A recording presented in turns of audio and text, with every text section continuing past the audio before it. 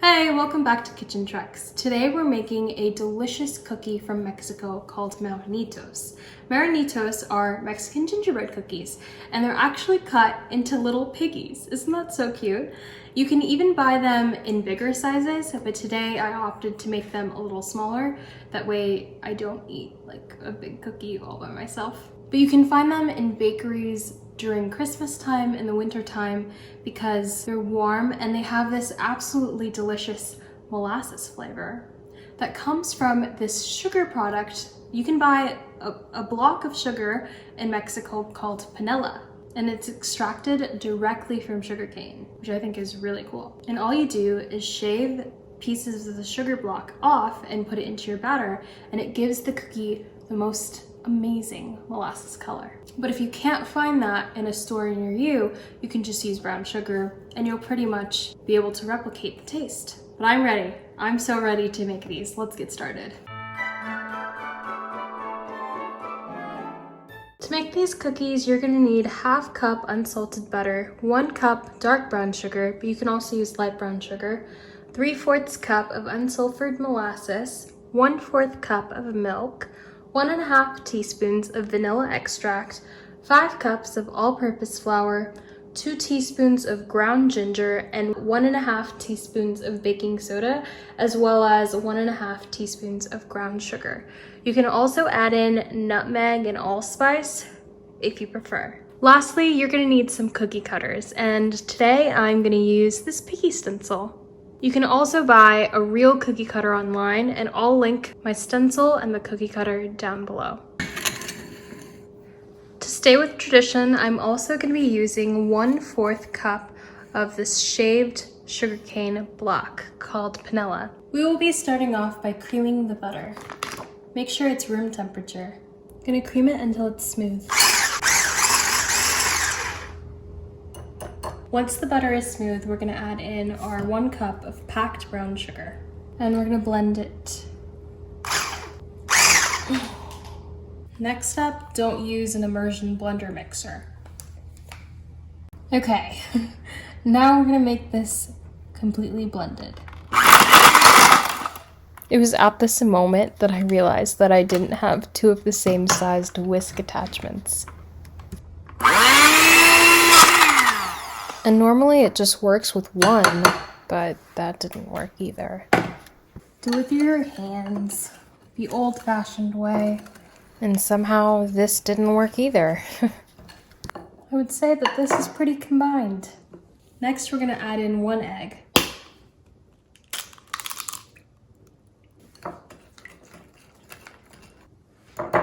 I decided to give up on the whisk and just use this baking spatula, and it seemed to do the trick. Now that it's combined, we're gonna be adding in our molasses. Molasses makes me so uncomfortable because I don't understand how it lasts so long and you also don't have to refrigerate it. I don't get it. But whatever, because it tastes good, and then we keep mixing, and then we add in vanilla extract, milk, and we mix. I can't tell you how amazing this smells. Oh my god. It looks like pecan pie filling. Not my plant having butter and sugar on it. Oh my god. Now for the fun part. We're gonna start shaving off 1/4 of this sugar block because it's gonna give the cookies this magical taste, and I'm really trying to not miss out. Wow. I'm unsure. So that was getting me nowhere, so I microwaved it for 20 seconds. Okay, so it literally is easier from the bottom. And if you cut it on an angle, it's working. Okay, let's see how much we have. This is really sticky. Well, it's sugar, so of course it's sticky. Oh my god, we're so close. We now have around 1/4. Perfect. Now we mix it in. And it truly is like melting in, which is so weird. But I guess when it touches liquid, it just like melts. I love that. Gonna give this one last mix. And now we're gonna start working on the dry ingredients.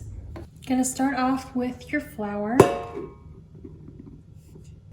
Add in your ginger, baking soda, and lastly, cinnamon. Now for the easiest step, you're gonna mix the dry ingredients together. Easy enough. Now we're slowly gonna combine the wet ingredients with the dry ingredients.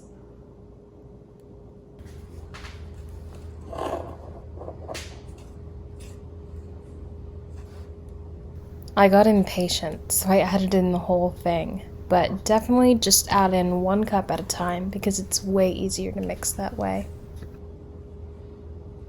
While you mix this batter together, go ahead and preheat your oven to 350. Here goes nothing. After mixing some more, the batter should be pretty much blended and should easily come off of the pan. Now that the batter is all mixed, you're gonna flour your surface and take the batter out. Plop. You're gonna wanna roll this out until it's like a 1/2 inch thick. And it's okay if it breaks apart. It's really easy to put back together. It should be really soft. Now it's time to cut the little piggies out. You can easily buy a stencil, but I chose just cut it by hand.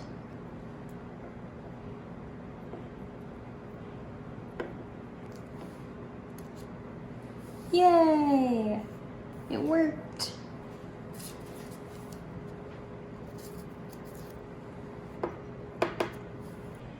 I'm cutting out my pigs by hand with my stencil, but it's obviously going to be so much easier to do it with an actual cookie cutter. Okay, now that you have cut out your little piggies, you're going to want to place them on parchment paper on a baking sheet, and then you're going to beat up your very last egg and give your little piggies an egg wash. This is going to give them a beautiful shine.